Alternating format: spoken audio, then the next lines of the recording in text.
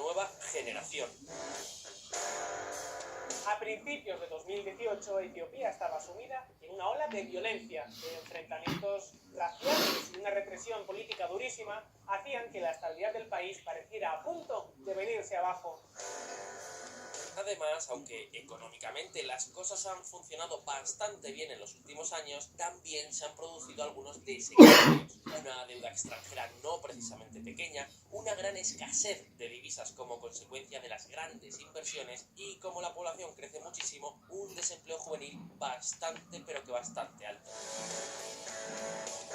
Vamos, que muchos se preguntaban si lo vivido por Etiopía en los últimos años no había sido más que un espejismo. Sin embargo, contra todo pronóstico, tras una dura lucha de poder, el partido gobernante, el Frente Democrático Revolucionario del Pueblo Etíope, en la práctica el partido único, eligió como primer ministro a Abiy Ahmed, un exoficial del ejército de 42 años. No se esperaba nada, pero en tan solo unos meses, ¡bum!, ¿cómo han cambiado las cosas?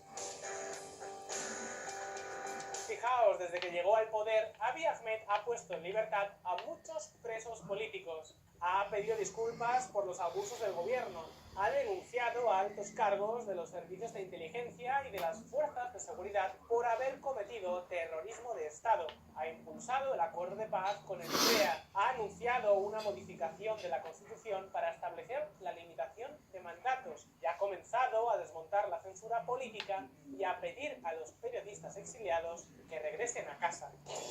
Etiopía desbloquea 264 páginas web y canales de televisión. Y no solo eso, también ha anunciado que el gobierno va a profundizar en la liberalización de la economía para atraer más inversiones al país.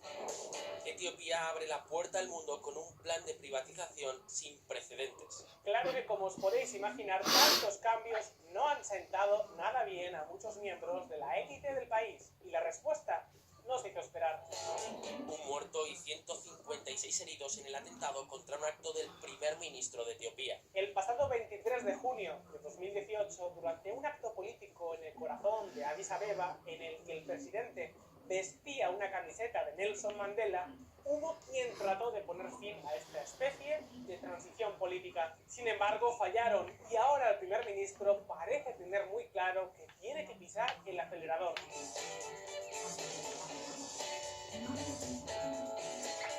Etiopía, amigos, sigue siendo un país muy pobre, con muchos, pero que muchos problemas políticos, sociales y económicos.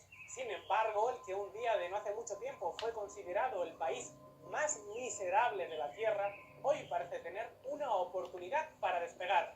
¿Lo conseguirá? Solo el tiempo podrá contestar a esta pregunta. Desde luego, aquí en VisualPolitik estaremos muy atentos a los acontecimientos. Si este vídeo te ha resultado interesante, te invitamos a darle al botón de like y no olvides suscribirte a VisualPolitik para estar al tanto de nuestras novedades. Un saludo y hasta la próxima.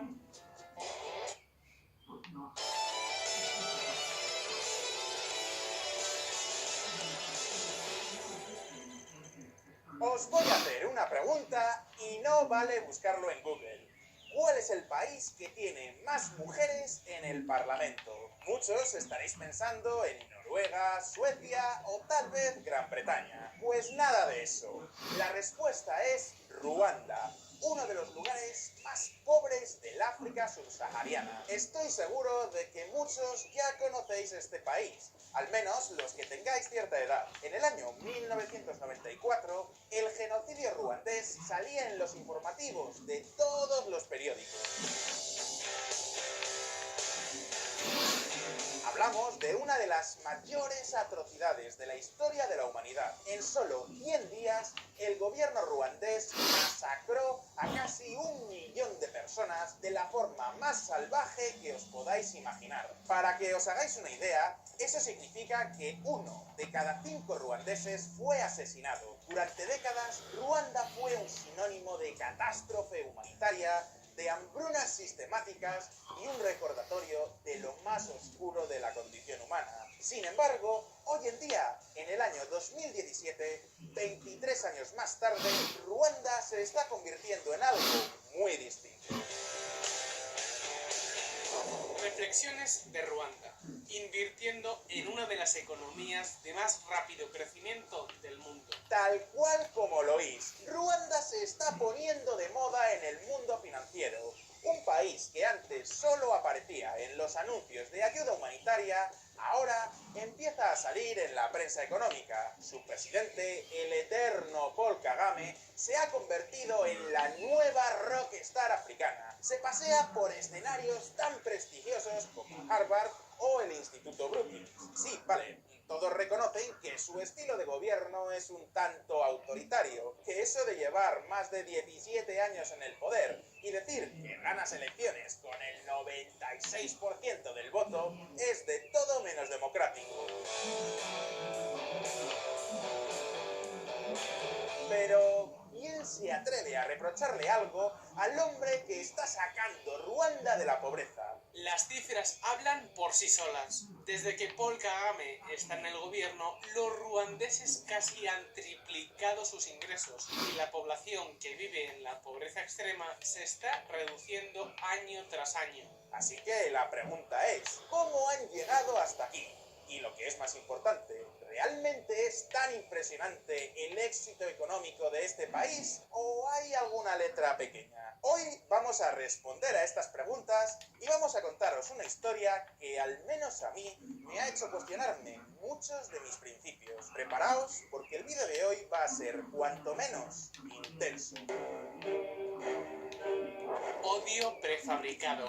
Recordad esta fecha, 6 de abril de 1994. El avión en el que volaba el presidente de Ruanda fue derribado por un cañón antiaéreo. Nadie sabe a ciencia cierta quién organizó este ataque, pero el ejército ruandés, compuesto por miembros de la tribu de los Hutu, culpó de este magnicidio a la tribu rival, los Tutsis.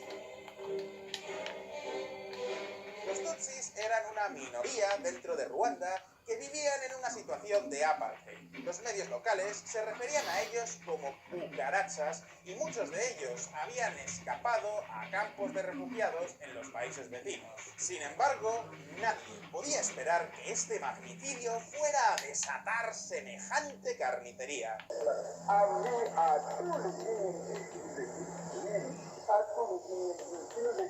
Le Rwanda appartient à ceux qui le défendent vraiment. Et vous, les BND, vous n'êtes pas des remontées de vous.